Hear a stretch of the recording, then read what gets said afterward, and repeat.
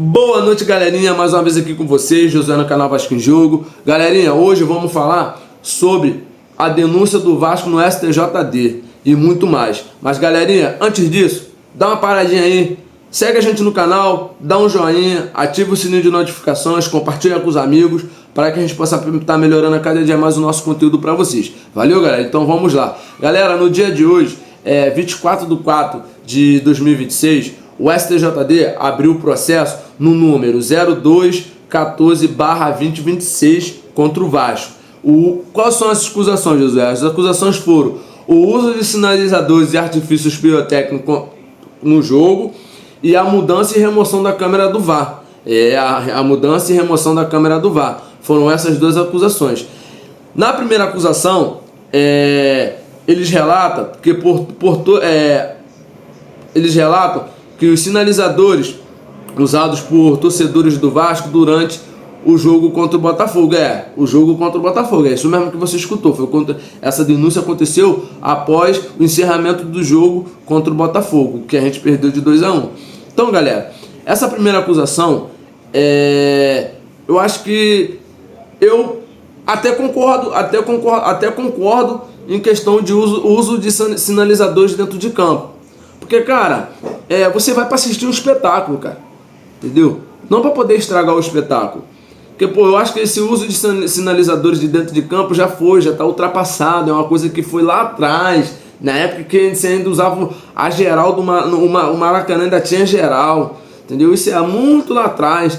Então, galera, as coisas só vão se modernizando.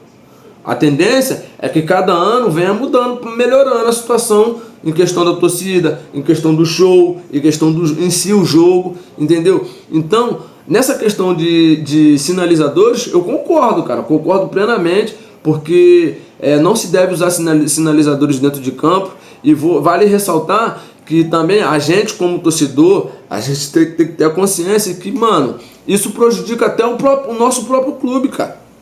Isso prejudica até o nosso próprio clube. Às vezes, as nossas ações como torcedores, seja elas boas ou ruins, ela reflete diretamente no nosso clube. Entendeu?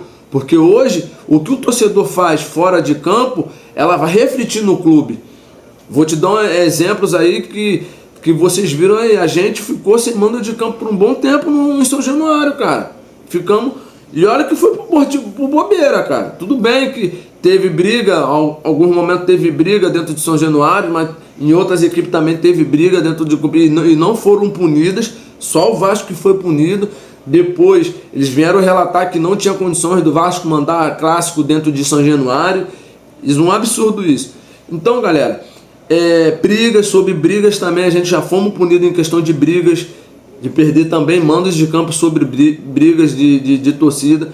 Então, galera, às vezes os nossos atos refletem muitas das vezes na nossa maior paixão, que é o nosso clube, cara. E é uma coisa que isso não deve ser feita. Então, se já está extremamente proibido o uso de sinalizadores, para que o torcedor vai levar? Cara, sem contar que a gente bota em risco o nosso colega torcedor também, que vai para assistir um show, a gente bota em risco. Porque, querendo ou não, cara, isso é um material inflamável, é um material que você risca ali, ela solta faísca. Quem me garante que essa faísca não possa cair no cabelo de um colega torcedor, de uma criancinha que vai com o pai e com a mãe para poder assistir o jogo? Então, nessa questão, eu sou super de acordo, cara. Tem que punir mesmo, tudo bem, mas tem que punir, tem que pegar os infratores e punir os infratores. Também eu acho que também não é justo, por causa de um ou dois, você ser rigoroso em punir a instituição, porque por causa de toda a torcida e o clube e vai pagar, e isso também eu acho que tem que ser um bagulho, tem que ser revisto, que pague, mas que pague uma multa, não perdendo o mando de campo. Aí eu concordo. Segundo fator, a remoção da câmera do VAR. É complicado, cara. Cara, eles tentam inventar artifícios para poder prejudicar o Vasco, cara. Porque tanto é que a acusação não teve provas para comprovar que realmente foi um funcionário do Vasco que moveu a câmera. E ainda no relato eles falaram que torcedores estavam impedindo de integrantes da comissão da arbitragem e arrumar a câmera.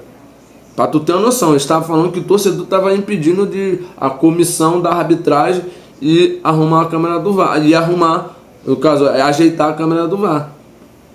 Cara, é complicado. E não tem argumento. Qual é o argumento que eles usaram? Não tinha provas. Como é que eles vão provar uma coisa? Cara, um jogo rolando.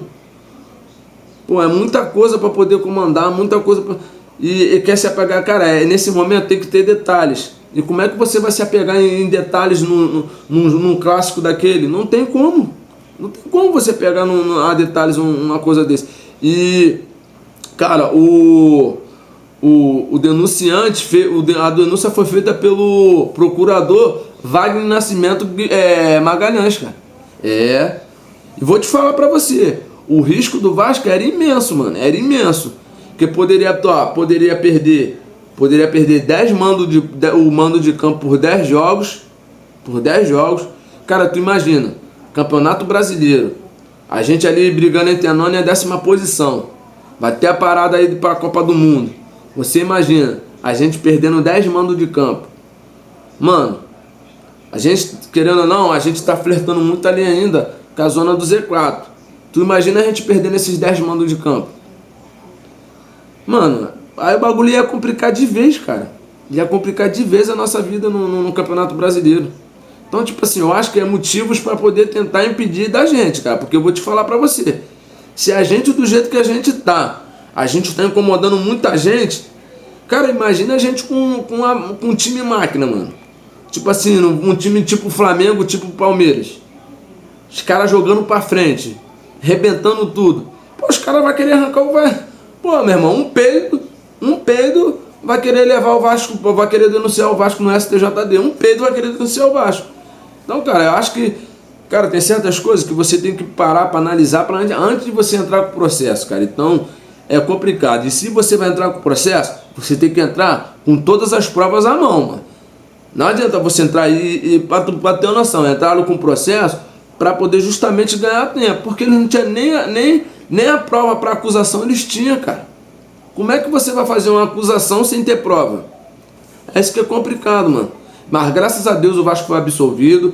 Eles entenderam que o Vasco, a instituição não tinha nada a ver com isso. Graças a Deus, entendeu? E o resto tudo corre normal. E falando também, galera, e sem contar, mas mesmo assim, a gente ainda saiu ferido ainda recebemos uma multa de 10 mil por conta das sinalizações, dos sinalizadores, entendeu? É o que eu tô te falando. Às vezes, a gente tem, como torcedor, a gente tem que pensar muitas coisas que a gente faz, cara, lá na torcida. A gente não pode dar esses mole, cara. A gente tem que mostrar que é diferente. De que adianta? Pô, a gente abraçar o time na dificuldade, abraça o time ali com forças e dentes, agarrando tudo, dando força, inflamando o time, empurrando o time para frente. Mas se na hora que mais o clube precisa, quem ferra com o próprio clube é o torcedor. É complicado, irmão. É complicado. Entendeu, galera? E galera, também a gente vai ter uma baixa importante contra o jogo contra o Corinthians. Entendeu? E esse jogo contra o Corinthians é um jogo importante. A gente vai estar perdendo o nosso capitão aí, que é o Thiago Mendes. Cara, eu creio, porque sentiu fortes dores no jogo contra o caraca, esqueci o nome dele agora, contra o Paysandu, entendeu? Então, tipo assim, se ele sentiu fortes dores nas coxas, então eu creio que ele vai ser botado de canto um pouquinho, de molho, para poder ver como é que tá a situação. Mas, cara, eu tenho certeza que isso aí foi mais uma artimanha também para poder poupar o Thiago Mendes pro jogo contra o Flamengo, cara. Porque acho que se forçasse o jogo, jogar ele contra o Corinthians, poderia correr o risco de a gente ficar sem o Thiago Mendes contra o Flamengo, contra o nosso rival Flamengo. Então, na minha opinião, na minha escalação ideal que eu montaria o meu time, eu vinha com o Léo Jardim no gol, a dupla de zagueiro continuaria Robert Renan e Saldívia. Meu lateral, sei que muito tem criticado, mas eu colocaria ele porque fez um jogo bom, jogou bem mais uma vez contra contra o Paysandu, que foi o Puma Rodrigues na direita, e vinha também com o Cuiabano na esquerda. Minha dupla de volante, cara, essa minha dupla de volante, eu poderia vir com a seguinte dupla, poderia vir com o Cauã Barros e Hugo Moura. O Hugo Moura. Se eu fosse mexer alguma coisa ali, eu poderia intercalar o Hugo Moura ou o Cauã Barros para botar o Tietê ali. Não improvisaria o Tietê mais uma vez de ponta, porque no jogo contra o Paysandu eu não vi o Tietê, no jogo contra o Paysandu, no jogo contra o São Paulo, eu não vi o Tietê jogar. Não vi o Tietê jogar em nenhum dos dois jogos. O Tietê sumiu dentro de jogo. Porque, cara, o destaque do Tietê foi ali na volância. Então já estão querendo inventar ponta ali, inventar cabeça de porco ali pro cara. Eu acho que o cara como ponto, o cara não desenvolve, não tem velocidade, entendeu? Então pra mim o Tietê tem que continuar na dele ali na volância. Um desses três. E ali pro meio, cara, eu ou colocaria, ficava ali na minha dúvida ali no meio, entre o Nuno Moreira e Rojas. Os dois ali, ou intercalava ali entre os dois ali como meia. Eu ainda optaria de colocar o Nuno no primeiro tempo como meia, porque pelo que eu tenho percebido, o Rojas no segundo tempo, quando ele entra no segundo tempo, ele tem dado já um gás melhor no segundo tempo do que quando ele começa.